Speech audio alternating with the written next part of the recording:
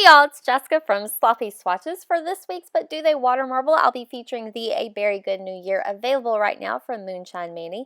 These were sent to me for review, and I'll have a link in the description box to my full swatch and review if you're interested in that. I have officially decided to move my But Do They Watermarble segment to Saturdays. The reason being is that I do have 3 kids in school, and so I know that Friday is my last day to get all of the swatching done that I need to get done. I don't really like to work, I call it work, but swatch when the kids are home from school. I think for me, water marbling is more of a thing that I like to do, and I do it for myself, and it's a much more laid back, so I don't mind doing that while they're here. Also, I've decided that I may be starting a food blog. I don't know if many of you are familiar, but I am vegan and try to be as vegan as possible, and you'll definitely see that reflected in the products that I review from this point forward. I've kind of made a new commitment to myself to get more involved with that, so I may do that on Fridays for like a food Friday. So I will have a completely separate channel for that. If that's not something you're interested in at all, I completely understand. So that's enough babbling. I guess I'll go ahead and show you exactly how these water marbled. So today I'm switching it up a little bit. I'll be water marbling in this tiny little shot glass instead of my teacup today. I know I've gotten some comments that my teacup stays pretty gross, so I'm going to use this today. I'm going to drop them in the order that I swatched them, and then in reverse. There are 3 polishes in this collection. So this was first dropped in Ambition Inspired, and then Strength to Persevere, and then Courage to Continue. So I am fairly impressed with how these marble. They do spread out a little bit on the slow side, but they get the job done. I was able to get 3 drops of each of the 3 polishes into this bullseye. It did kind of start piling up in the center towards the end of the drops here. I think I have one more drop. So I'll use my water marble tool and draw a linear pattern. This is just my go-to. I think one of the easiest patterns. You drag 2 points out and then make a zigzag back and forth. These stayed pretty nice and malleable. They didn't dry too quickly on me here. I was able to go in for a double linear pattern, and that ended up really pretty.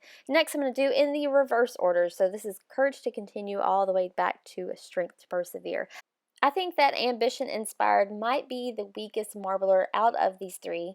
But I love that it adds that scattered holographic glitter in. Again, I was able to get 3 drops, I believe, of each of the 3 polishes. I'm going to go in for a pattern here that I've seen Mrs. White do. If you're not familiar with Mrs. White, she's like the queen of water marbling. So I'm going to drag 2 points outwards and then just straight down. And that made a really pretty pattern as well. For my last and final look today, I'm going to start with 2 drops of Strength to Persevere, and there you can see I just clean up my water in between using Q-tips. I'm kind of lazy like that. I don't like changing my water every time I marble, and I really feel like you don't have to. So again, I'm just going to drop each polish in one at a time and make a nice bullseye. I'm going to go in for a whirlpool or circular pattern here. I think that is the ultimate test to see how well polishes marble. If you can get that pattern, you can pretty much do anything with them. So I'm going to drag 4 points outwards and then 4 points inwards, and then make a tiny swirl starting at the center of the bullseye. And these did really well. I know that these colors are kind of similar, so it makes a almost monochromatic look, but you can still definitely tell if there's a swirl there. I did prep my nails with 1 coat of Pure by Tux Polish, as well as Sexy Cuticles by NDJ Creations. I'm just going to dip it directly into the center of that pattern and gather up the excess with a Q-tip. So this made a really cool pattern. I did go ahead and do some cleanup off camera. I'm sure y'all are tired of watching that every single time. So I'm going to top coat here with a Liquid Macro by Super Chick Lacquer. I did miss a little bit of cleanup there. I love how this pattern ended up. I think it's a very Valentine's Day appropriate. I want to stamp little white hearts all over this pattern. So here's a look at the completed mani with top coat. Here's the view from another angle in direct sunlight with top coat. This is my swatch photo under artificial lighting, and then once more I add an angle in direct sunlight.